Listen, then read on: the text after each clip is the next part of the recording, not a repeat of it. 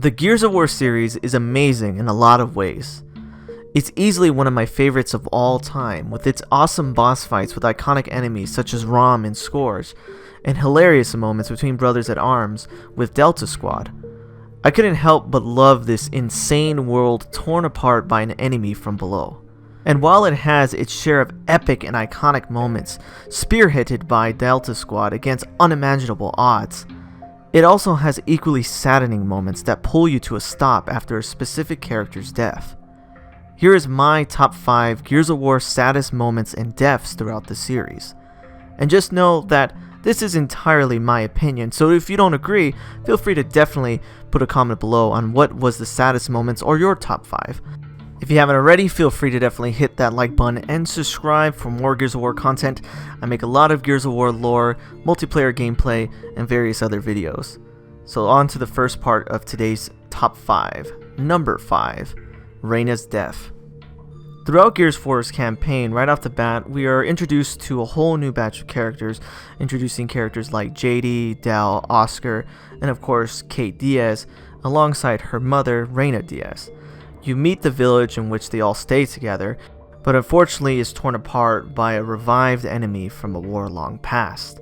Throughout Gears 4's campaign, Kate is desperate to make it to her mother's location and to save her, because she knows that this new enemy is after her for some unknown reason, and she wants nothing more than to save her mother's life, going to a slew of new enemies that even threw an iconic character like Marcus Phoenix for a loop, eventually makes her way to the final point to find her mother. But when she finally does so, she finds her strewn up by weird tendrils and tentacles, essentially in a weird fixed position that, when removed, will cause her mother to die. Reluctant, Kate has to cut Reyna down, effectively ending her life. Throughout the process, she's crying and scared to do so, wanting to stop, but assured by her mother that it's okay. Reyna giving her the medallion that she had in her family throughout this whole time, Kate giving her her final kiss and goodbyes. Kate simply does this alone and puts her mother out of her misery. I believe one of the reasons why this scene hits me so hard is because of the fact that throughout the whole game, we never saw this type of weakness from Kate. She was pretty straightforward and very tough throughout the whole game against any type of enemy. She never faltered and was willing to take on any challenge. But once it came to this moment, at this point, she was reduced to that of a child, crying for her mother and wanting to do everything she could to save her, but knowing that there was no way to do so. The reason why it hits me so hard is because it's very relatable. No matter how old you get, if you really love your parents, when it comes to that moment, a moment of them being lost, a potential chance to lose them, I think anyone would be reduced to this type of fashion. I personally was at one point. Unfortunately, my mother got really ill at one point in her life, and luckily she recovered, but it got to the extent that her life was at risk. And even though I was already in my 20s, just knowing how dangerous it was and seeing her in a hospital bed brought me down to tears, and I couldn't do anything. If you really love your parents, the idea of losing them is paralyzing. And that's what makes that scene so powerful to me. Number 4. Tys Death. So this is where it's a little less dramatic, but still very saddening, and I feel like I would put it higher on the list simply because of the fact that Ty himself was a monster of a character. He symbolized power, someone that you could completely depend on, and he almost made you feel invincible when he was by your side. In one of his earlier scenes, we can see an assault derrick be completely obliterated by a batch of tickers. But he just casually walks away from the explosion, and almost like he didn't feel anything. He didn't feel anything. He walked away, ready to fight. So right off the bat, when you see something like that, you think, okay, this man's a badass, and he's not going down for nothing. And as you play throughout the game, we see where he eventually has to take on Scourge one-on-one, and we don't know what happens to him. I remember playing that scene for the very first time with my brother, and the second that the grind lift doors close and we cannot help him, I remember screaming at the TV thinking, fuck, I want to go back out there, I want to help him. Like, just getting really frustrated and feeling very worried about Ty, because he is now taking on the big bad all by himself. And eventually we find out the results of that battle, where unfortunately he was captured by the Locust Horde, tortured, and essentially put to a state of only wanting death and taking his own life. I believe the reason why this scene hit me so hard as well was because of the fact that we saw someone who felt almost larger in life, someone that felt invincible, be reduced to nothing, to a point of only wanting to take his own life. It expressed the impacts of a heavy war, and also expressed that no one is invincible. Anyone can be reduced to this fashion. Anyone can die in this type of situation, and it made the whole game feel a lot more desperate. I remember after watching the scene of Tys Death, I just felt completely lost. I feel like that feeling was personified by Ben's quote, where he stated, "He survives everything, doesn't he?" Let's stick with Gears of War 2 here and continue on with number 3, Benjamin Carmine's death.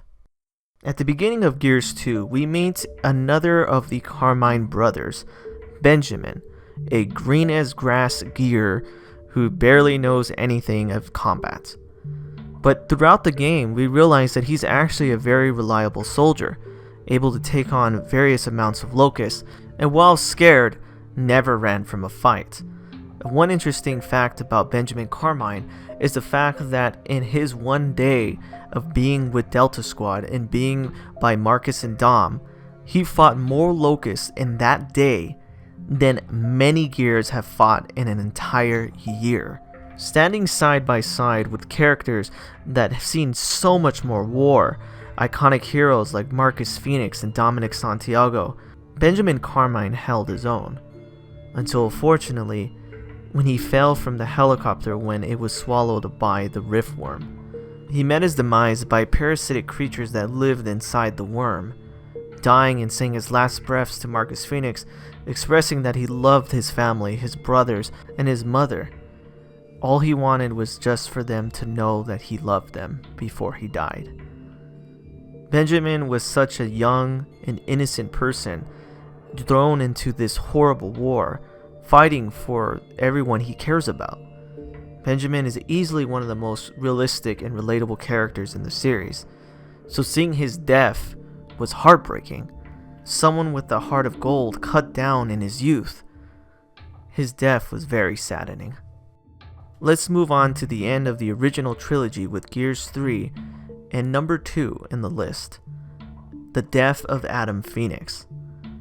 Adam Phoenix had a rocky relationship with his son Marcus, to put it best.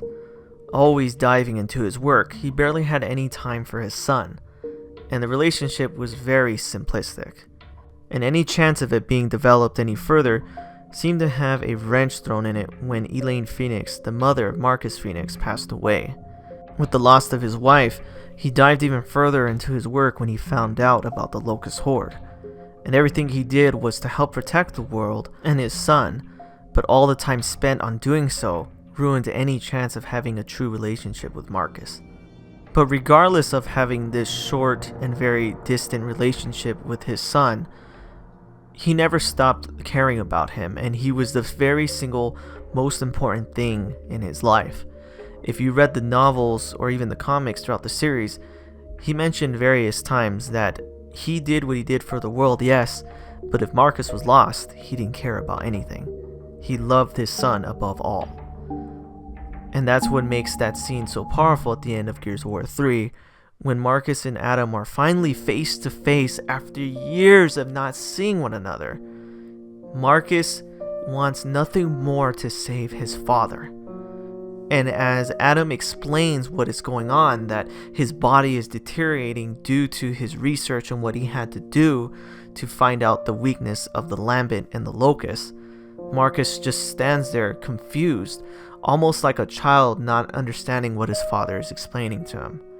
Marcus even offers to carry his father, to do anything to save him.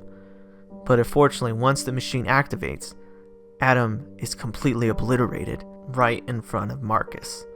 The thing that hits me hard about this scene itself is because of the fact that throughout the series, we never really saw too much emotion from Marcus. We saw him usually scream or yell, or in times of sadness, get really quiet. But this scene was different. He collapsed to his knees, and all he could say was, "Dad, Dad, no." He's gone. And he just looks so defeated, so empty, and not to mention that this sadness was emphasized further by Dom's death shortly before. He not only lost his brother, but now lost his father after finally meeting him again. It's just one of those horrible feelings where something is finally brought back to you and just completely taken away again. This type of moment was a very low point in Marcus's life. I remember watching this scene in the ending of Gears 3 and almost feeling like, would he ever recover from this? And almost felt like, yes, they won, but at what cost? And now he just seems so empty and defeated when he sat at the beach with Anya at the end. But luckily he did eventually have a child and was able to be with Anya. So I feel like that is what helped him move on. So before we get to number 1, I'd like to bring up a few honorable mentions of saddest moments throughout the series that didn't quite meet the list, but still were very sad in their own right. The very first one here is essentially Anya's fate. We never actually got to see how exactly and when she died, but we do know that she died due to some type of complication caused by the fertility program introduced by Jin. Something that Marcus actually holds against Jin and expresses this frustration in one of the cutscenes in Gears 5. It was sad to know that we never actually saw exactly when she died or what type of situation was going around them at that time. She just simply killed off screen, which is a little bit annoying, but it is impactful because of the fact that that's life. Sometimes people just die due to certain situations, and it may not be iconic as a battle to the death. It's just something that unfortunately happens. Another one here would be Sophia's fate in Gears Judgment. Throughout the Gears Judgment campaign, Sophia is an amazing comrade and helps Barrett throughout his adventure. But when we play the Aftermath campaign in Gears Judgment, we find out that she was taken by people that I believe were to be ex-COG soldiers. I feel like that scene was a little vague. All we know is that she was kidnapped, and when Panic shot one of them with his sniper rifle, they dropped a COG tag. And that further fueled his hatred for the COG because she was essentially taken and presumably murdered by someone that was either in the COG or an ex-COG soldier. My personal theory on it simply was that they were probably stranded ex-COG soldiers that simply took her and unfortunately killed her. And that's what makes that scene a little impactful as well, is because of the fact that she was an amazing soldier that fought alongside Baird, and then for her to just have such a horrible fate. Now, let's go ahead and get to number 1, which I'm pretty sure most of you guessed by now. And essentially that is the whole little story arc there with Dominic Santiago from Gears 2 and Gears 3. I could have put them separately with Maria's death and Dom's death and different spots on the list, but I feel like while they do span through multiple games, in the end they are the same little story arc, so it easily could be considered the saddest moments in the series. And obviously it would kind of take away from the list if we took multiple spots. So Dominic Santiago loved Maria Flores ever since he was young. She was actually the girl next door, and he knew her throughout his life. Falling in love with her and unfortunately getting her pregnant at a very young age, he talked to her father face to face and explained that he was going to be a man and take care of their child. He did so by joining the COG army as a commando, fighting in various battles, and eventually having a second child, which was born during the Battle of Asheville Fields. He wanted nothing more than to survive the battle and make it back to his wife and children, which he was very lucky to do so. The COG won the war, and it looked like he was finally going to be able to live a normal life, when unfortunately the Locust Horde attacked, killing both his parents and her parents as well, alongside their children. Their entire world was taken away from them in an instant. And while Dom fought the war and fought various battles, Maria just waited back home in Jacinto. She started losing her mind, thinking that the children were alive and that she needed to find them. She would go looking for them and cry her eyes out every single day. Every time Dom came home, all he saw was her face riddled with tears, and he didn't know what to do. One day, unfortunately, she was gone, and she left no notes of her whereabouts or why she left. After this, he searched for her for 10 years, only to find her tortured and near death. Having to put her out of her misery, it tore him apart, and he never really recovered after that instance. His one meaning in life, the one thing he was looking for, was taken away from him, and he couldn't move on. For those who don't know, throughout the novels, it was actually expressed that Sam really liked Dom, and she wanted to have a relationship with him. But he just couldn't move on from what happened. He couldn't let that type of relationship go through, and unfortunately he never was able to have anything like that with anyone ever again. All he cared about at that point was Marcus Phoenix, and he even stated before that he would do anything to keep him alive. That's all that mattered. And he showed that feeling by sacrificing his life in Gears 3 to save Marcus and everyone else. His death kept everyone alive, and they were able to finally make it and end the war. The reason why this storyline is the saddest to me is because, well, first off, I'll admit I may be a little biased here because of the fact that Dom is my favorite character. But one of the reasons why he is my favorite character is because of the fact that his storyline and throughout the situations that he went through felt the most realistic and relatable. Anyone would feel broken if they lost their children, if they lost their family, if they lost their wife. All he cared about was family, and he did everything and anything he could to protect it. And while he wasn't successful in protecting his children or Maria, he at least was able to save his brother, and that accounts for something.